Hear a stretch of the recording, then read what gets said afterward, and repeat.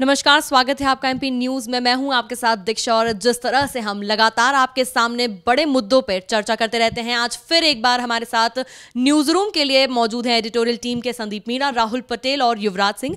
बात करते हैं आज के सबसे पहले खबर की। तो आपको मैं बताना चाहूंगी कि जिस तरह से विधानसभा में मुख्यमंत्री से, जो सूबे के मुख्यमंत्री होते हैं, उनसे पहले सिर्फ मंत्री सवाल कर सकते थे, अब इसी पर जनता भी जो है मुख्यमंत्री से सवाल कर सकती है, जिसे लेकर अब क्या ही ये पूरा वाकया, किस तरह का ये डिसीजन है, क्यों लिया गया है, जानते हैं संदीप से। जी, निश्चित तौर पर दीक्षा जी, मैं पूरा मामला बताना चाहता हूं कि जिस तरीके से अभी तक विधानसभा में विधायकों को जो है अधिकार रहता था मंत्रियों से सवाल पूछने का, तो उसी के तर्ज पर अब जो है जनता को ये अधिकार दे रही है सरकार की। अब जनता भी है सरकार से सवाल पूछ पाएंगे। और मैं बताना चाहूँगा कि इसके लिए अब ये तैयारी की जा रही है कि विधानसभा में जनता प्रहर शुरू किया जाएगा। जिस तरीके से शून्यकाल हुआ करता था, प्रश्नकाल होता था, ध्यान आकर्षण होता था, अब उसी के तर्ज पर जनता प्रहर की शुरुआत की जाएगी। और इसके लिए विधानसभा अध्यक्ष उन्होंने भी इसको लेकर, संसदीय कार्य मंत्री उन्होंने भी इस प्रस्ताव पर सहमति दे दी है। यानी कि जनता के मन में जो सवाल होता था, जनता जो सवाल पूछना चाहती थी सरकार से, वो सवाल बाकायदा पूछे जा सकेंगे।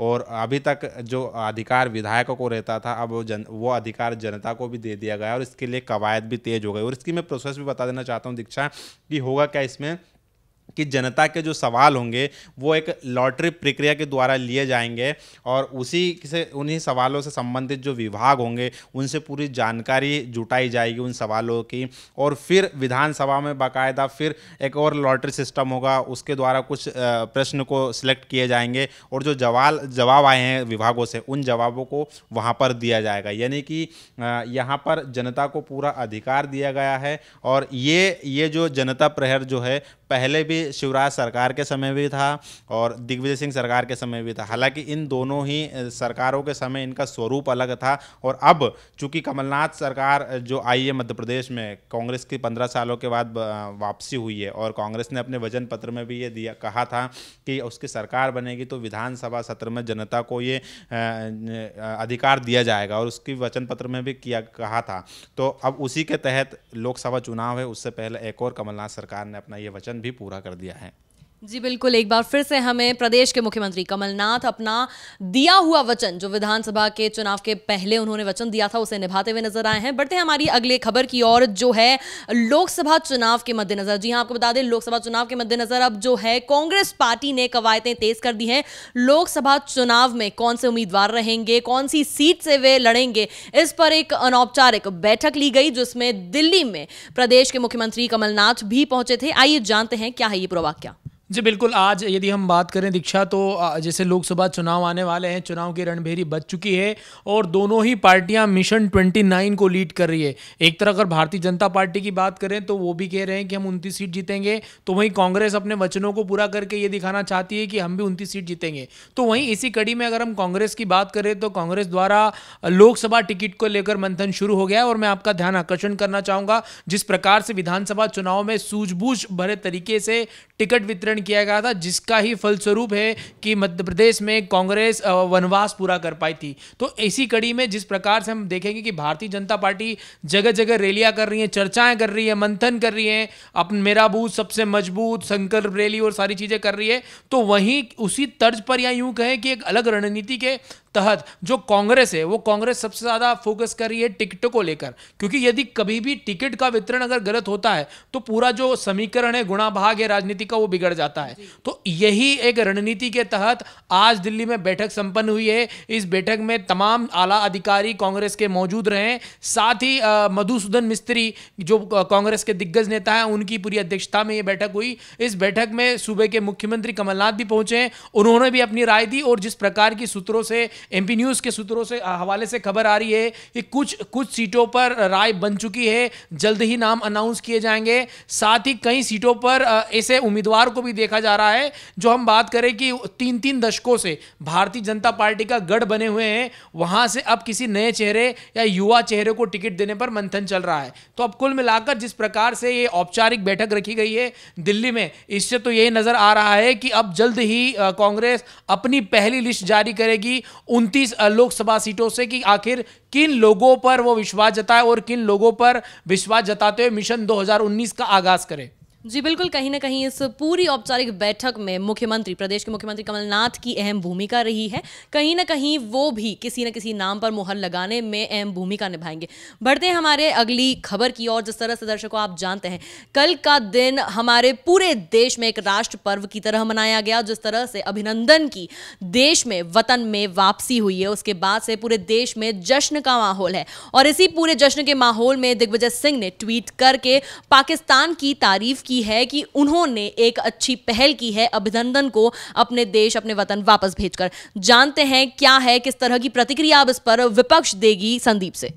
जी, निश्चित तौर पर दीक्षा मैं बताना चाहूँगा कि अभिनंदन के शौर्य पे और उनकी वतन वापसी को लेकर जहां पूरा देश जोश में नज़र आ रहा है, और वहीं पाकिस्तान की आलोचना भी की जा रही है। पाकिस्तान की नापाक करतूत, जिस तरह से पुलवामा अटैक हुआ है और लगातार जो माहौल बना है, और LOC के अगर तरफ देखें तो वहाँ पर जिस तरीके से पाक आर्मी के द्वारा लगातार फायरिंग की जा रही है, उसको लेकर पूरे देश में आक्रोश है।